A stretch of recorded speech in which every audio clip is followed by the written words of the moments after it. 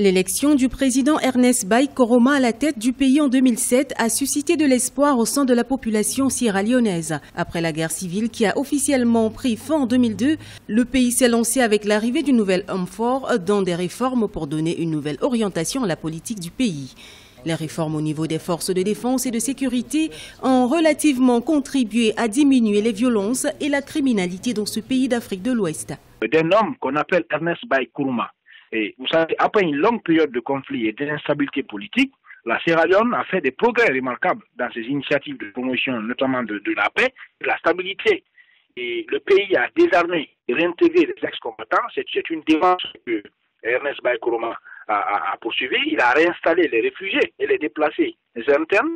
Et la Sierra Leone a rétabli, à travers la politique mise en place, à travers ces deux mandats de Ernest Bai Koroma, les services de base et reconstruit les infrastructures essentielles, mettant en place les bases d'un retour à la prospérité. Et ces progrès ont été marqués notamment par la fermeture en mars 2014, ça ne fait pas longtemps, de la mission de consolidation de la paix des Nations Unies et son remplacement par une mission de développement.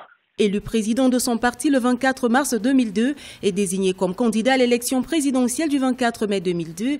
Ernest Bai Koroma terminera deuxième avec 22,3% des voix derrière Ahmad Tejan Kaba. Il marquera son retour à la présidentielle de 2016 où il sera vainqueur avec 54,6% des suffrages avant de réitérer l'exploit en 2012 avec le même nombre de suffrages exprimés. Durant ses deux mandats à la tête de la Sierra Leone, Ernest Bai Koroma aura donné du sien sur le plan économique. Le premier défi, classer la Sierra Leone au rang des pays à revenus intermédiaires d'ici 2035. Pour ce faire, des efforts considérables devront être mis sur les infrastructures de développement.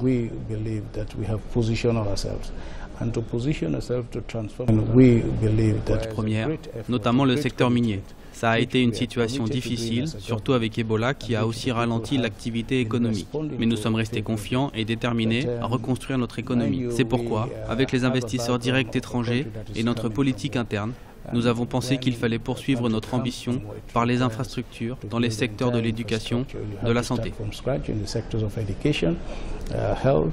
La Sierra Leone est connue sur le plan international comme un grand producteur minier, notamment le fer, le diamant et l'or. Avec les réformes minières mises à jour, le pays a connu entre 2008 et 2014 d'importants flux économiques. La contribution du secteur minier, par exemple, dans le produit intérieur brut a quasiment triplé. Elle est passée de 3,7% à 11,6% entre 2011 et 2014. Ces derniers ont cumulé à 20,7% en 2013 avec le lancement de son programme pour la prospérité 2013-2018. Cette croissance à deux chiffres persistante s'explique par la reprise de la production de minerais de fer, couplée des investissements publics dans des infrastructures, ainsi que par le dynamisme de l'agriculture, du tourisme et des services.